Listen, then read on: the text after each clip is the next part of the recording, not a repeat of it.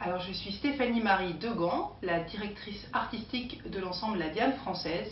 Alors, nous sommes un peu spéciales dans cette programmation parce que La Diane Française est l'ensemble en résidence au Festival Baroque de Pontoise.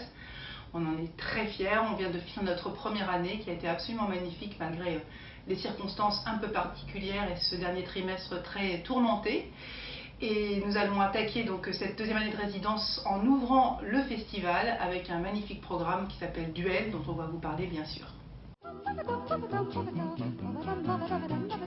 Pour ce concert d'ouverture au Festival Baroque de Pontoise, nous vous avons concocté un programme qui s'appelle Duel. Donc c'est un double duel.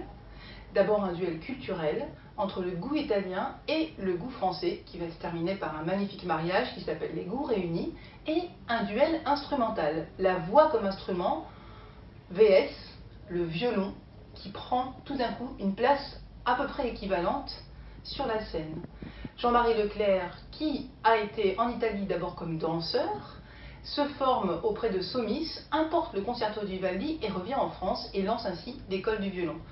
Nous allons donc opposer des œuvres de la même époque. Qui sortira vainqueur de ce duel? Y aura-t-il un vainqueur? Mystère, venez nous retrouver pour ce concert.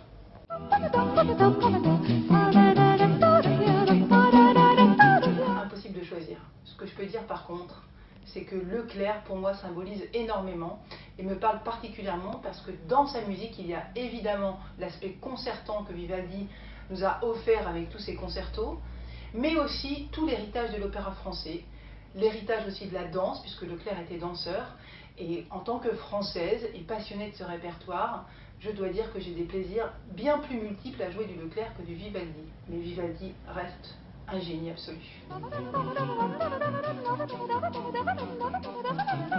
Et une de mes premières grandes émotions à l'instrument, j'étais petite, je suis allée à un concert de musique tzigane avec mes parents. J'ai toujours été bouleversée par la musique tzigane, par cette migrazione justement. Et le violoniste du groupe, s'apercevant que j'étais très passionnée par tout ce qui se passait, s'est approché de mes parents, a engagé la conversation et il a appris ainsi que j'étais déjà violoniste. Je devais avoir 12 ans à peu près. Et quand il a su que j'étais violoniste, il m'a tendu son violon. Et je suis venue jouer avec eux sur scène. Et sur le moment, j'étais complètement pétrifiée et ils étaient tellement chaleureux et ça avait l'air finalement tellement simple que j'ai joué toute la soirée. C'était une de mes premières soirées couchée après minuit, vraiment. Et j'en garde un souvenir tellement puissant de bonheur de scène, je crois qu'il ne m'a jamais quittée.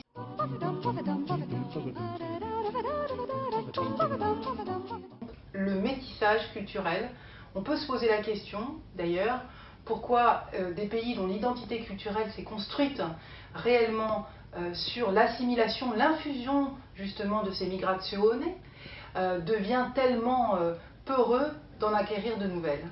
Voilà, et je pense que c'est un thème magnifique, c'est un sujet que nous artistes devons manier et remanier sans cesse, et je suis très heureuse d'avoir pu participer à cette édition particulière autour de ce thème cette année.